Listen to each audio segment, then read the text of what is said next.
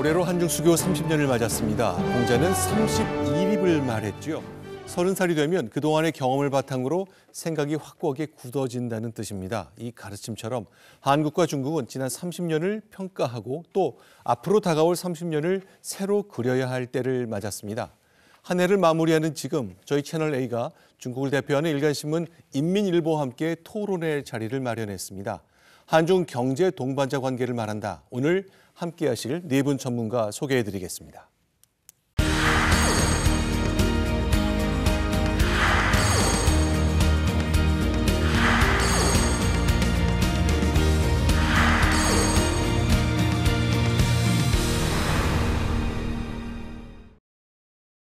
네, 오늘은 한중 관계를 설명하는 사자성어로 토론을 구성해봤습니다. 첫 번째 주제는 동주공제, 같은 배를 타고 함께 강을 건넌다는 뜻이죠.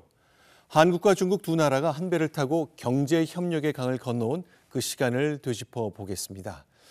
자, 이제 첫 번째 질문은 이제 박한진 소장님께 좀 드리고 싶은데, 이제 한중 수교 30년을 맞았습니다. 예. 전체적인 총평을 한다면 지난 30년 어땠습니까? 예, 한 세 가지 정도 측면에서 말씀을 드려보겠습니다. 첫 번째는 양측 간 경제 교류의 총량 성장이죠. 네. 1991년도 기준으로 했을 때 당시에 우리나라하고 중국 교역이 10억 달러 정도였었거든요. 네. 이것이 이제 30년이 지나고 나니까 1,600억 달러가 넘어서서 한 160배 정도 증가한 것입니다. 그다음에 두 번째로 보면은 가치 사슬 측면에서 상당히 협조와 공조가 이루어졌다고 보입니다. 1990년대 초는 세계가 이른바 세계화의 바람 속에서 산업과 무역이 전 세계로 연결되는 시기였거든요. 그것이 아시아에서 가장 중요한 한국과 중국이라는 이 양국 구조 내에서 상당히 유기적으로 잘 이루어졌다. 또 세 번째로는 이런 실물뿐만 아니고 한중 FTA를 포함해서 여러 가지 제도적 기반도 꾸준히 마련돼 왔다고 보겠습니다. 네. 예. 사실 그 한중 수교 30년 뭐 어떻게 보면 세계 외교의 기적이라고 할 만큼 괄목할 만한 성장을 했습니다. 지금 경제적으로 우리 박 소장께서 이제 정리를 해주셨는데, 사실 우리가 한중이 수교할 때는 양측의 목표가 있었죠. 중국의 시장에 진출해야겠다. 이제 이런 목표가 있었고, 중국도 주변국과의 관계를 안정화시키고 자신들이 추구하는 경제 발전을 계속해야겠다. 그래서 공이 두 개의 목표가 서로 있었습니다. 하나가 경제의 번영, 그다음에 하나가 한반도의 평화. 이제 이 두 개를 놓고 보면 경제 발전이나 이런 거는 분명히 괄목할 만한 성장을 했죠. 네. 지금 이제 박한진 소장님 말씀 중에 눈에 띄는 것, 저도 처음 듣는 숫자였습니다. 30년간 교역량이 160배가 늘었다. 참 믿기 어려운 성장이 있었던 것이 이제 사실인데요.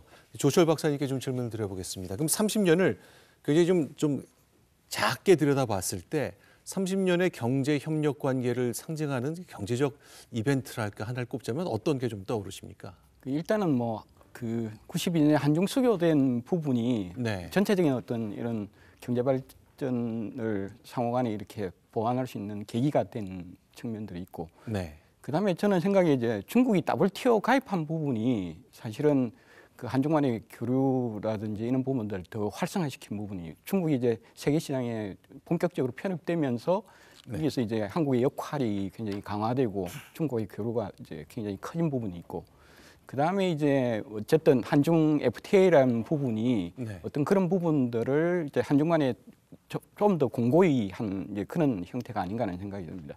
근데 사실은 이제 제가 생각할 때 2013년이 굉장히 중요한 해 중에 하나인데, 그 해에 우리가 중국에 진출한 우리 기업들의 매출이 가장 높았던 그런 상황이었거든요. 그러다가 이제 그 이후로는 이제 좀 낮아지고, 그때가 또 그 한중 간의 그 무역 수지 흑자가 최대치를 기록했던 그런 시점입니다. 그래서 이제 그 한중 간의 관계가 한쪽 측면에서는 이제 그렇게 발전해 왔는데, 다른 측면에서는 이제 조금 그 장애를 맞기 시작한 게 이제 2013년 이후라고 보시면 될 것 같습니다. 뭐 저도 앞에 전문가 분들께서 말씀하셨다시피 가장 큰 성과는 이제 교역액이 엄청 크게 늘었다는 것이고요. 그러니까 지금 한 3천억 불 가까이 되었다는 것이고 저는 또 두 번째는 방금 말씀하신 것처럼 2015년 12월에 이제 한중 FTA 체결로 네. 해가지고 한중 간의 어떤 이제 상호 무역이나 투자의 이런 것들이 원활하게 진행이 됐고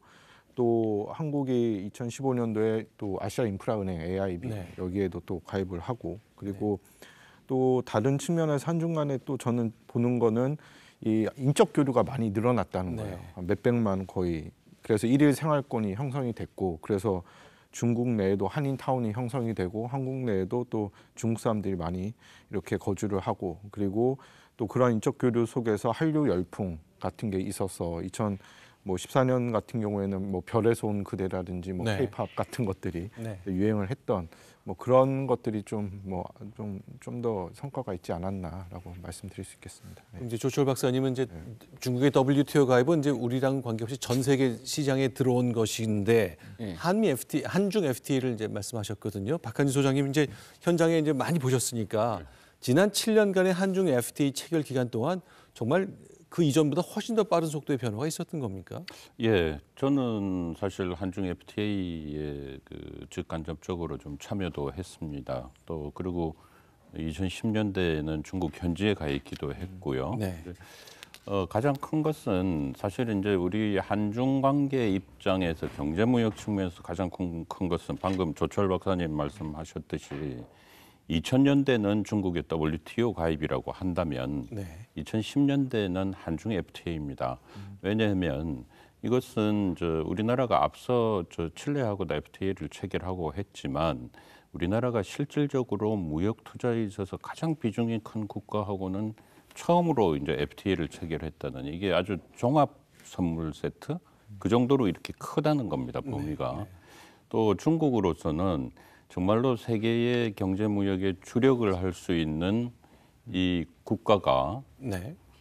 중국과 FTA를 맺은 첫 또 사례였다는 것이죠. 네. 그래서 양적으로도 증가를 했지만 중국이 이것을 기반으로 해서 세계 경제 무역 무대로 나갈 수 있는 새로운 기반이 됐다고 볼 수가 있겠습니다.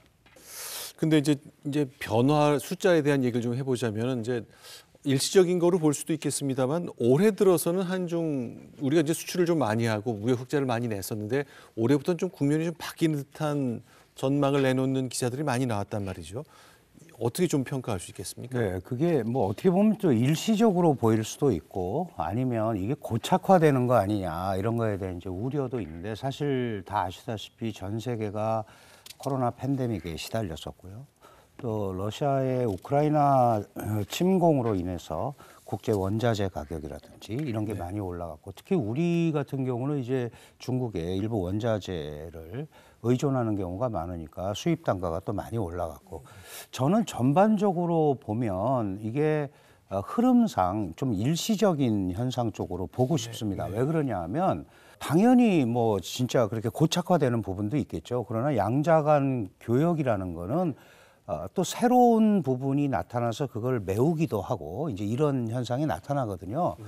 얼마 전에 중국 경제공작 회의에서도 이제 앞으로 중국이 더 뭐 개방으로 가겠다 아니면 뭐 IT라든지 이 재정 부분에 대해서 더 확대된 정책을 쓰겠다 이런 거를 얘기하는 걸로 봤을 때는 결국 중국의 내수 경제라든지 중국의 제조업이 활성화된다면 그런 부분은 또 상당히 해소되지 않겠느냐 이제 그런 생각이 들어서 이번 케이스는 사실 상당히 좀 특수했다. 다만 그 안에 보면 구조적인 문제를 갖고 있는 부분들이 있어요. 그런 부분들은 앞으로 한국의 기업이라든지 산업계가 좀 세부적으로 쫓아갈 필요가 있다. 그리고 할 수 없이 그런 현상이 나타나는 거는 당연한 겁니다. 그러면 다른 부분이 그걸 대체해서 만회하는 이런 게 무역 구조의 변화 아니겠습니까? 저는 그래서 그렇게 심각하게 보지는 않습니다. 네. 근데 사실 이제 산업적 측면에서 보면은 그 지금까지 계속적으로 우리가 이제 그 무역 수지 흑자를 거둬왔던 거. 그러니까 이제 그 한중 수교 이후에 지난 5월 이전까지는 월별로 하더라도 계속 우리가 흑자를 거뒀었거든요. 네. 그러다가 이제 이 적자를 한 거는 수교 이후에 처음 있는 일입니다. 근데 이제 그 이전에도 보면은 아까 앞서 말씀드렸던 것처럼 2013년에 우리가 이제 628억 달러 정도 흑자를 내가지고서는 사상 최고치를 기록했는데 그 이후에 이제 계속 이렇게 떨어지는 추세였거든요. 네. 예, 그래서 이제 보면은 전반적으로 추세적으로 지금 떨어지고 있는 부분이고 또 다른 하나는 우리가 이제 지난 10년만 하더라도 2010년 이후만 하더라도 우리 중국에 비해서 이제 무역 수지 적자 상태에 있다가 흑자로 돌아선 거는 거의 없다고 보시면 됩니다. 그렇죠. 근데 대신에 흑자였다가 적자로 돌아선 거는 뭐 거의 한 10개 업종, 특히 대표적으로 뭐 2차 전지라든지 뭐 이런 부분들까지, 그다음에 뭐 일반 뭐 기계라든지 뭐 심지어는 자동차 뭐 이런 부분까지도 흑자에 적자로 돌아섰거든요. 그 얘기는 뭐냐면은 점점 이게 양국 간의 어떤 경쟁에 있어서 우리가 경쟁 열의로 떨어지는 부분이 많아지고 있다는 얘기거든요. 그러니까 지금 국가 대 국가의 총액으로 보면 우리가 흑자를 계속 내다가 올해 적자로 잠깐 돌아섰는데 산업별로 쪼개서 보면 예. 지금 말씀은 자동차도 얘기하셨는데 예. 한국과 중국 간의 교역에서 자동차도 저희가 적자로 예, 돌아선 적자입니다. 겁니까? 아, 우리가 중국에 자동차를 수출하는 것보다 중국산 자동차 수입이 더 많아졌다는 예, 얘기인가요? 일단 완성차는 거의 우리가 수출을 안 하고 있고 네. 대신에 이제 중국은 뭐 전기버스라든지 이런 것들을 이제 수출하고 네. 있고 뭐 예를 들어 자동차 부품도 이제 마찬가지로 이제 뭐 중국보다도 우리가 더 수입이 많은 그런 상황입니다. 예, 만약에 구조적인 측면에서 본다면 또 다른 측면이 조금 있어요. 사실 한중 수교 30주년이라고 하는데 수교 이전에는 한국이 중국의 만성 적자였거든요. 네. 이것이 수교와 함께 여러 가지 무역 투자 제도적 장치가 마련되고 또 한국의 대중국 투자가 늘어나면서 적자가 30년간 지속이 됐다가 방금 강 교수님 말씀하신 것처럼 저도 이것이 단기적인 현상이기를 바라고 있습니다만은 지금 문제는 뭐냐 하면은 올 들어서 1월부터 지금 현재 11월 한 10일 정도까지 보게 되면은 전월 마이너스는 이번이 처음입니다. 그래서 매달 적자였다. 예, 어떤 네. 때는 과거 보면은 적자가 나왔다가 또 흑자가 됐던 시기가 이렇게 번갈아 갔는데 올해는 처음으로 이렇게 나타났다는 것이거든요. 그래서 지금 이 상황, 이 구조대로 그대로 둔다면은 이게 자칫 장기화될 가능성이 있지만 지금 어떤 새로운 전기를 마련을 한다 그러면은 이것이 일시적인 현상이 또 그칠 수도 있겠다 이렇게 보입니다. 네, 저도 이제 잠깐 부연을 하자면 사실은 이게 이제 일시적 현상이라고 말씀드린 그 추세는 기본적으로 한국의 대중 무역 흑자는 계속 줄고 있습니다. 이건 피해갈 수가 없는 거고 실제로 2020년 이후에 반도체를 제외하고는 전 부분 적자거든요. 그러니까 반도체가 먹여 살렸다. 네. 제가 이렇게 일시적이라고 그런 거는 이런 추세가 이게 무슨 과거와 같이 이렇게 우리가 얘기하듯이 대중무역 흑자를 계속 내고 하는 이런 패턴은 이미 지나갔다는 거죠. 그게 이미 뉴노멀이 됐기 때문에 그거를 전제한다면 과거와 같이 그렇게 돌아가는 거는 사실은 이제 현실적으로 어렵다. 그렇다면 이 시점에 우리가 이거를 일시적인 흐름으로 가기 위한 그런 새로운 거가 무역 구조에서 만들어서 대체가 돼야 된다. 이런 차원에서 말씀을 드린 거고 이게 뭐 과거같이 완전히 그 상호 보완 성격이 강해서 이렇게 완전히 뒤집어지는 그런 구조는 이제 한중 경제 관계 30년에서는 앞으로는 찾아보기가 매우 어려운 그런 현실이 됐다는 건 분명히 인정을 해야겠죠. 중국도 지난 30년간 괄목할 만한 성장을 했기 때문에 우리가 늘 무역 흑자를 낸다는 것도 사실상 상상하기 좀 어려운 구조가 되긴 했습니다만 그러니까 저희도 이제 쭉 기사를 보면 중국 제조 2025를 중국이 선언하고 자신감을 보일 만큼 중국의 성장이 있는 건데 이게 이제 여러 가지 한중 간의 관계도 그렇지만 미중 간의 경제 갈등이라는 큰 틀에서 봐서도 중국 제조 2025의 선언은 큰 의미를 좀 갖는 것 같습니다. 일단 좀 간단히 설명부터 하고 얘기를 좀 나눴으면 좋겠는데 박한진 소장님께 좀 질문 드릴게요. 중국 제조 2025 그게 뭔가요? 예, 사실 과거도 중국이 제조업 대국이고 제조업 강국이었지 않습니까? 근데 과거의 제조업이라는 거는 주로 OEM 해서 외국의 주문에 따라 생산하는 그 하청 기지 공장의 역할이었다면 그렇죠. 중국 제조 2025의 가장 큰 중심은 앞으로는 중국이 디자인하고 중국이 만들고 해서 가치 사슬의 모든 것을 주도하는 중심의 중국 제조 2025를 만들겠다. 그리고 그것을 하기 위해 가지고 미래 핵심 산업을 중심으로 해서 중국의 산업 구조를 재편하겠다. 전반적으로는 이런 구조라고 보겠습니다. 그런데 이제 중국 제조 2025라는 게 야심찬 목표를 이제 시진핑 주석이 들어온 이후에 냈는데 그게 굉장히 첨단 영역에 대한 것들인 거죠. 근데 사실은 그 들여다 보면은 네. 그 아주 첨단만 있는 게 아니고 사실은 제조업 전반이라고 보시면 됩니다. 그러니까 제조업 전반을 업그레이드 시키자는 거고, 그럼 방금 말씀하셨듯이 거기서 강조하는 게 중국 자체 브랜드, 네. 그다음에 중국 내에서 부품 소재 조달을 어떻게 향상시킬 것인가, 이런 데 이제 포커스를 맞추고 있는 그런 형태인 거거든요. 그래서 그런 차원에서 본다 그러면은 뭐 어쨌든 종합적인 어떤 그 질적 성장 정책이라고 이렇게 표현할 수가 있겠죠. 제가 추가로 좀 말씀을 드리면 그게 결국은 지금 시진핑 지도부 들어와서 지금 코로나19 이 팬데믹, 그리고 지금 방금 말씀한 것처럼 미중 간의 공급망 사슬, 이런 경쟁 문제, 이런 게 있다 보니까 중국이 최근에 이제 쌍순환 전략이라고 내수 위주의 정책들 해가지고 중국 내수 중심 그리고 주변국 중심으로 해서 이제 경제나 산업 구조를 이제 개편하겠다는 것이죠. 그래서 지금 중국이 한국한테도 얘기하는 것이 뭐 한국이랑 이제 뭐 FTA 아까 방금 말씀하신 것처럼 2단계 협상을 빨리 가속화하자. 그리고 RCEP 같은 거, 그리고 제3국 시장에 있어서 한국이 중국과 같이 협력을 하자. 네. 그리고 뭐 첨단 산업 분야에 대해서도 중국과 한국이 같이 공동 기술 협력을 하자라고 얘기를 하고 있기 때문에 뭐 이것이 이제 지금 나타나고 있는 이런 변화가 저희도 그런 변화에 맞춰서 이제 중국과 새로운 어떤 이제 경제 협력 모멘텀을 좀 찾아야 되지 않나라고 싶습니다. 예. 정리하자면 그동안은 우리가 저 중간재 같은 걸 만들어서 중국에 대거 수출하고 중국은 그걸 받아서 가공 조립한 후에 전 세계로 수출하는 그런 구조였었는데 이게 근본적인 변화를 좀 맞고 있다는 뜻이겠네요. 그렇죠.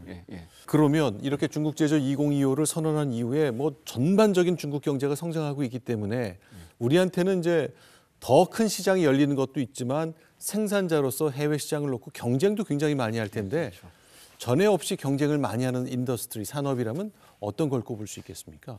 디스플레이라든지 네. 그다음에 뭐 2차 전지, 배터리 부분이라든지 뭐 이런 것들은 우리가 잘 알려진 형태로 굉장히 경쟁이 심화된 이런 부분들이고, 그렇죠. 우리가 이제 일반 사람들은 잘 모르겠지만은 그 항공 우주 분야라든지 그다음에 철도 차량, 그다음에 발전 설비, 이런 어떤 통신 설비 이런 같은 어떤 대규모 설비라든지 이런 쪽도 중국이 우리보다 이제 훨씬 앞서 나가는 그런 상황으로 됐거든요. 이거는 이제 대부분 다 중국의 어떤 거대한 시장을 기반으로 해가지고서는 성장을 하는 이제 그런 품목들이거든요. 그래서 이제 전반적으로 이제 그 중국 제조 2025나 이런 쪽에서 보면은 사실은 독자 브랜드를 강조를 하고 있잖아요. 그러니까 이제 오래 전부터 중국은 그 세계적인 생산 기지라서 뭐 수출 시장에 있어서 중국에서 생산된 제품이랑 경쟁하는 건 오래 전부터 있었던 일이고, 네. 최근 들어서는 중국의 브랜드들이 이제 급성장하는 그런 형태로 해서 해외 시장에서 혹은 중국 시장 내에서 한국 시장, 심지어는 한국 시장에서 중국 브랜드와 한국 브랜드가 이제 치열하게 경쟁하는 체제로 이렇게 바뀌어버린 거죠. 자, 이제 중국도 제로 코로나에서 여러 가지 국면이 바뀌면서 나타난 것 중에 하나가 아까 말씀드렸던 이제 큰 틀의 정책 변화인데, 개방과 함께 기업을 중시한다거나 성장을 중시한다거나 이런 것들을 강조한 것들이 시진핑 주석으로부터 나왔거든요. 이거는 어떻게 해석을 해야 될까요? 그 지난 15일, 16일 양일간 베이징에서 중앙경제공작회의, 이게 굉장히 중요한 회의입니다. 이제 그 다음에 경제 흐름을 전체적으로 잡는 건데, 사실 모든 국가의 경제는 크게 세 가지 축으로 돼 있잖아요. 하나가 내수, 그다음에 투자, 무역, 이렇게 돼 있단 말이에요. 그런데 지금 이제 내수가 부진하니까 이 내수를 좀 진작시켜야겠다. 그리고 그동안에 크게 강조해왔던 이 공동부유, 이런 표현들을 이번에 쓰지 않았습니다. 그리고 기업의 뭐 반독점, 이런 표현도 쓰지 않았고, 결국은 다시 말해서 중국의 경쟁력이 있는 이 IT 기업들에 대한 공간을 열어주겠다. 그러면 친시장, 친기업적 면모를 일단 큰 틀에서 보여줬다. 네. 그리고 재정 정책과 통화 정책도 뭐 확대하고 온건하게 가겠다. 그러니까 유동성 보급을 계속 하겠다는 뜻이란 말이죠. 그러면 지금까지 제로 코로나와는 확연하게 다른 형태의 모습을 중국이 펼치겠다라고 얘기를 하는 겁니다. 그 안에 많은 다양한 요소들이 있겠지만 어쨌든 지금과는 좀 다른 큰 방향으로 개방을 강조하고 발전을 강조하고 교류를 강조하고 시장을 강조하는 쪽으로 전환된 모습이 보인다. 이게 이제 내년 3월 전인대에 공무원의 정보개혁 공작 보고를 통해서 이제 드러나겠지만 지금부터 그런 작업들을 할 거고 큰 방향이 정해졌으니까 우리도 그쪽에 대해서 좀 시장에 신경을 쓴다면 분명히 협력 공간이 훨씬 더 넓어지지 않을까 이런 생각이 듭니다. 그러니까 지금까지 사실은 그 위드 코로나 이전 상황은 지금 봉쇄 때문에 사실은 중국이 굉장히 그 경기가 침체된 상황이었거든요. 그렇죠. 우리가 무역 수지 적자 원인 중에 하나가 그 어떤 중국 시장 자체의 어떤 침체 때문에 우리 수출이 많이 줄어들어서 이제 이 적자 상태로 변했다고 하는 그런 이제 논리도 있으니까 내년도에 만일 이제 위드 코로나로 가면서 경기를 활성화시키는 정책이 본격화되면은 우리 수출에도 상당 부분 플러스 요인이 되지 않을까 하는 생각이 듭니다. 그럼 정재국 박사님은 어떻습니까? 네. 이제 시진핑 주석이 주도한 국면 전환, 네. 정책의 대전환이 우리한테는 경제적으로 기회가 되고 네. 새로운 협력을 모색할 수 있는 계기가 되겠군요. 네, 그렇죠. 그 이번 경제 공작 회의를 통해서 앞으로 중국이 어쨌든 경제라든지 내수 활성화를 얘기를 하고 있고 그리고 이번에 그래서 뭐 시진핑 주석이 또 사우디를 갔다 오고요. 그리고 네. 그 1대1로를 확대하고 뭐 주변 국가의 어떤 경제 협력을 강화하고 이런 것들이 결국은 다 지금 경제 내수라든지 경제 협력을 이제 활성화시키겠다고 얘기를 하고 있거든요. 그리고 중국이 또 주변 국가의 관계를 또 중요시하고 있기 때문에 그래서 앞으로 저희가 위드 코로나 이제 단계로 가면 아마 이제 한중 간에도 조금 그런 어떤 경제 교류라든지 이런 부분에 있어서 조금 더 과거와는 다르게 좀 활성화가 되지 않을까 그렇게 보고 있습니다. 네. 예, 그 이번 중앙경제공작회의는 우리 기업들이 경제 분야에서 가장 관심을 기울여야 될 그 중국의 이벤트입니다. 네. 가장 큰 초점은 아까 그 강 교수님 말씀하셨듯이 내수 확대인데요. 내수 확대를 위해서는 외자 도입이 필수적입니다. 그리고 그 분야에서 저는 특히 관심을 기울이는 것이 이 서비스 분야에 대한 확대 예상, 그다음에 금융 분야 확대 개방, 그리고 또 하나는 지난 1, 2년 동안 그 여러 관심을 많이 모았던 플랫폼 경제에 대한 관리 감독이 이것이 발전 지원을 위한 것으로 이렇게 방향 전환을 했다. 이건 상당히 큰 변화거든요. 그래서 내년 3월에 이 양회를 하고 나면 4월부터 아마도 본격적인 이런 조치가 나올 것으로 생각이 들고요. 우리 기업들 또 관련 기관 쪽에서는 협력 관계를 위한 경제 협력 관계를 위한 새로운 틀을 여기서 좀 잘 살펴봐야 된다고 생각을 합니다.